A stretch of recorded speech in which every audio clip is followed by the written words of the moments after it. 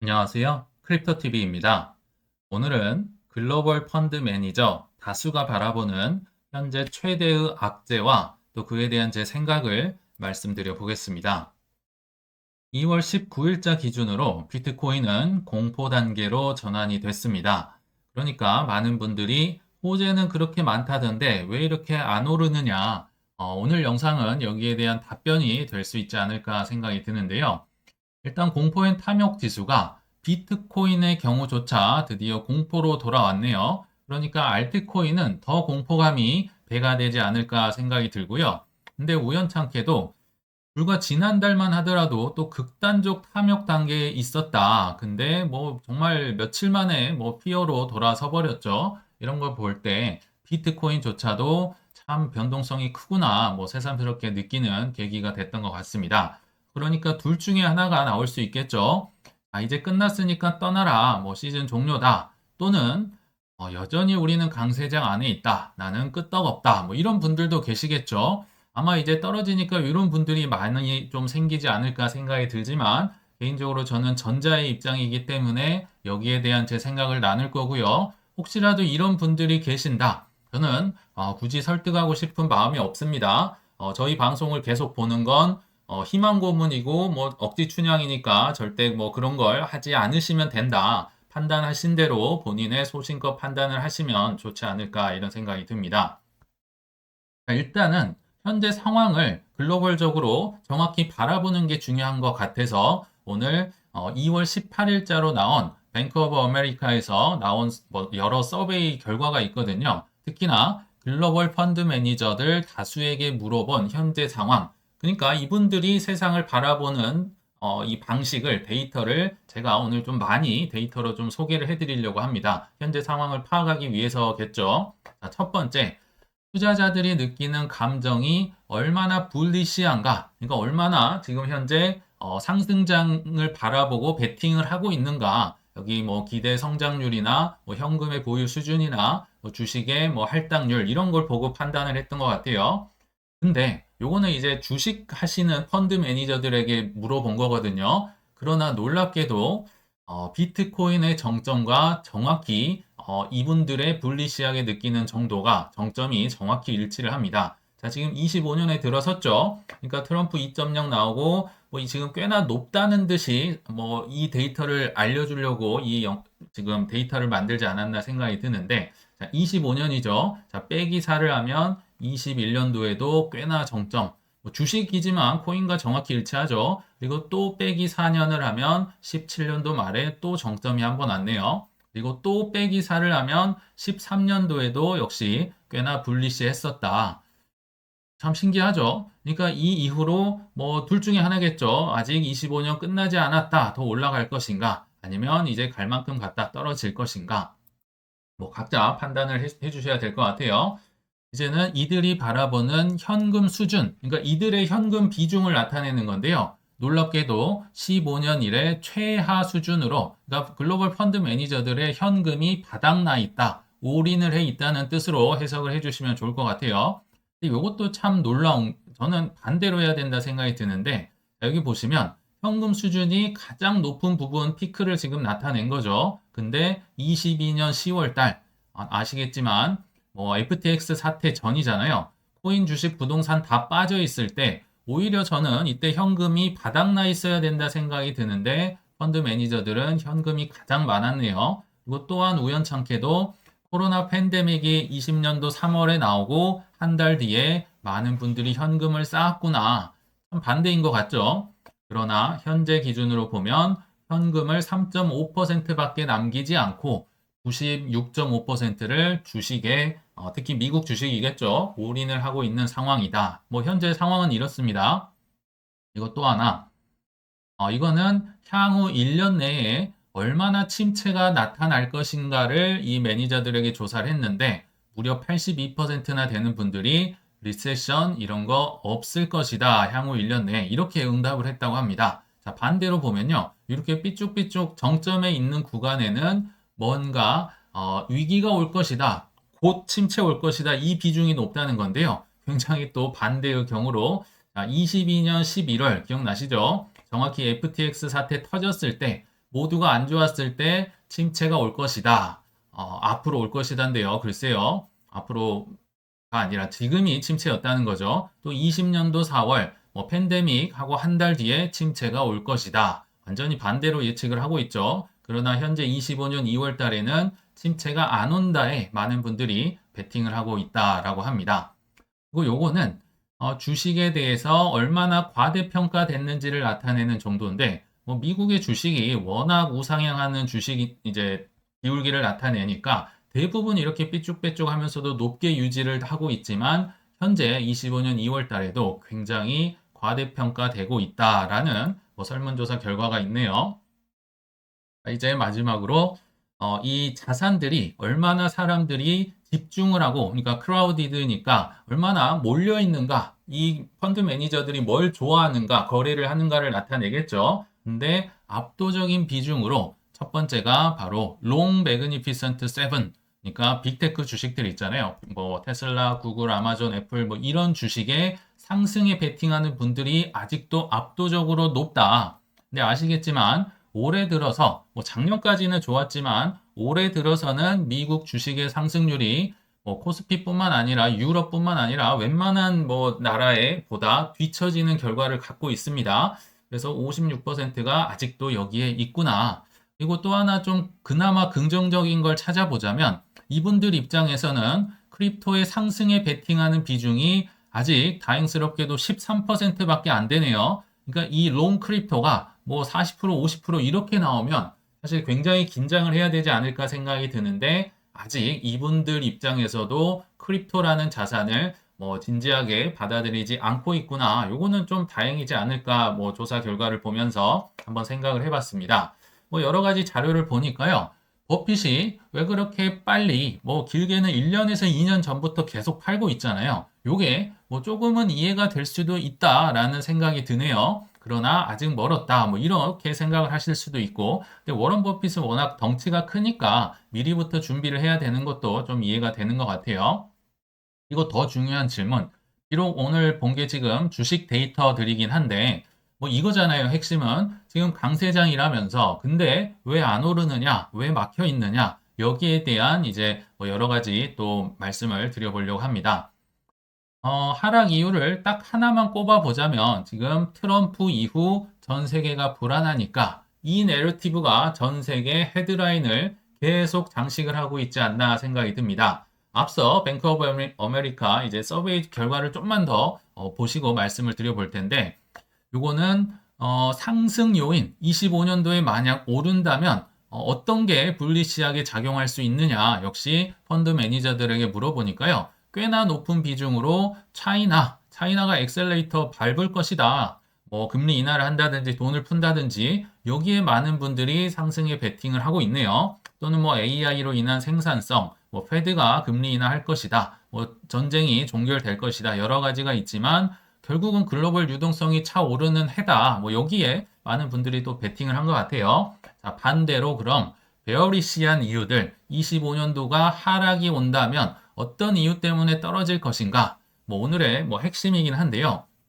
아까보다도 더 압도적인 몰표가 나왔네요. 42%나 되는 분들이 무역 전쟁 때문이다. 즉 트럼프의 관세 정쟁 때문에 나 못 살겠다. 이 비중이 압도적으로 높다는 겁니다. 여기 24년 12월, 25년 1월, 25년 2월. 그러니까 파란색, 진한 파란색일수록 최근 데이터인데요. 급격하게 다시 상승을 했죠. 물론 이제 채권 금리 때문이다. 페드가 금리를 올릴 것 같다더라. 여러 가지 이유가 있지만 가장 핵심은 관세 전쟁이다라는 걸 어렵지 않게 볼 수 있겠죠. 또 하나 마지막 설문조사 결과인데요. 가장 큰 테일 리스크, 그러니까 꼬리가 몸통을 힘든다. 사실 별것도 아닌 것 같은데 일단 한번 흔들어 대면 몸통이 흔들릴 정도로 나자빠 떨어질 위기. 역시 1순위가 트레이더 원이에요. 관세 전쟁. 요게 트리거가 돼서 침체가 올 가능성 역시 압도적입니다. 39%. 그 다음에는 인플레이션도 있고 AI 버블도 있고 지질학적 문제 여러 가지가 있지만 지금 누가 보더라도 트레이드 워, 이 관세 전쟁만 지금 바라보고 있다는 뜻이죠. 자, 그러면 투자자들이라면 우리는 항상 생각을 해야 된다라는 생각이 들거든요. 한번 질문을 계속 던져보는 겁니다. 만약에 내가 관세 전쟁 아직 안 끝났죠. 이 여기에 수혜 자산 혹은 해지 자산을 들고 있다면 얼마나 좋았을까? 그쵸? 관세 전쟁 때문에 다 떨어지는데 뭐 얘만 버티고 있다든지 아니면 심지어 올라간다든지 이러면 얼마나 좋을까요? 그리고 또 하나의 질문. 관세 전쟁이 그럼 뭐 결국은 끝날 거 아니에요. 뭐 2월, 3월이 됐든 뭐 4월 초부터 이제 뭐 상호 관세 물린다고 하면 한다면 끝난다면 어떤 일이 벌어질까? 계속 생각을 하고 준비를 해보는 자세가 필요하지 않을까 생각이 듭니다. 우리 어렸을 때요, 시험 공부 열심히 했는데 시험 문제 쉽게 나오면 굉장히 불쾌했던 거 기억나실까요?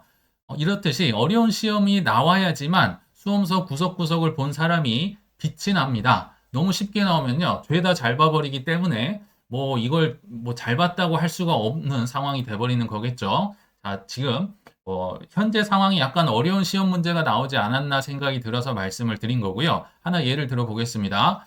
모든 지금 뭐 신문들의 헤드라인을요, 관세 전쟁이 장식하고 있어요. 여기 보시면 트럼프 관세로 변동성 커지자 리스크 적은 유럽으로 비신. 아시겠지만요, 지금 북미 ETF에서 유럽 ETF로 돈이 쏟아지고 있습니다. 그 좋다는 미국 주식은요, 지금 ETF가 여기 보이시죠? 운용 자산이 거의 10분의 1 토막이 났습니다. 2주 연속으로 푹푹 줄어드는데 반해서 서유럽 ETF는 오히려 4배가 늘었다고 하네요. 뭐 아시아 쪽도 늘어나고 있고 이게 서유럽이 잘해서 그렇느냐? 아닙니다. 서유럽도 그렇고 뭐 코스피 코스닥도 그렇고요. 형편없는데요. 그럼에도 트럼프 관세로 인한 피신 이게 1차적 요인 그리고 두 번째로 기대감 자체가 아예 없습니다.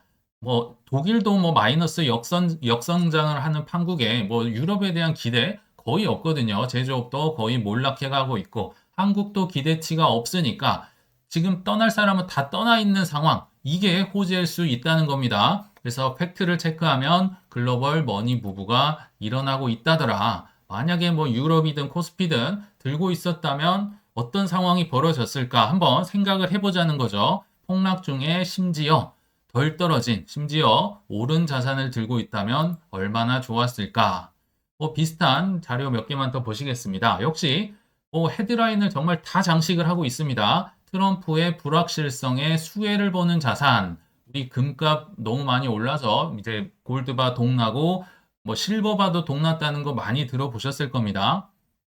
혹시 관세 얘기가 나옵니다. 본격 관세 부과되기 전에 사람들이 살려고 본격 관세가 언젠가요? 뭐 3월 아니면 4월이겠죠. 4월 초부터는 한다고 하니까. 그러니까 그 전에 수요가 정말 살살 마음도 없었던 분들까지도 확 몰리면서 가격이 올라가고 있다라고 하는데 글쎄요. 금이 지금 최고다. 뭐, 이제 금값이 오르니까 이런 언론에 많이 사람들이 얘기가 나오고 있지만, 금이 최고니까 산다?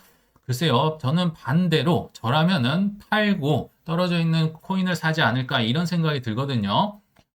판단은 각자 하시면 좋을 것 같은데, 몇 개 한번 보여드려 볼게요. 오건영 선생님의 데이터를 몇 개 가져와 봤는데, 금이 현재 많이 올랐다고는 하지만요. 요 지금 하늘색이 국제 금 가격이거든요. 2010년도 이래로 엄청 올랐다고 하는데 여기 보시면 거의 코스피와 뭐 거의 쌍벽을 계속 10년간 이루다가 최근 들어서 고개를 빼꼼 내민 수준이 아닐까. 왜냐면 나스닥, S&P 500 뭐 이런 것들도 사실 전체 지수니까 엄청난 상승이 아님에도 불구하고 금은 이제서야 고개를 든 정도다. 이걸 많이 올랐다고 할 수 있지 않을, 올랐다고 해야 되나, 이런 생각도 들고요. 또 하나, 하면 생각하는 게 안전자산이고 항상 꾸준히 올랐다고 하는데 항상 꾸준히 올랐을까요? 여기를 보시면요.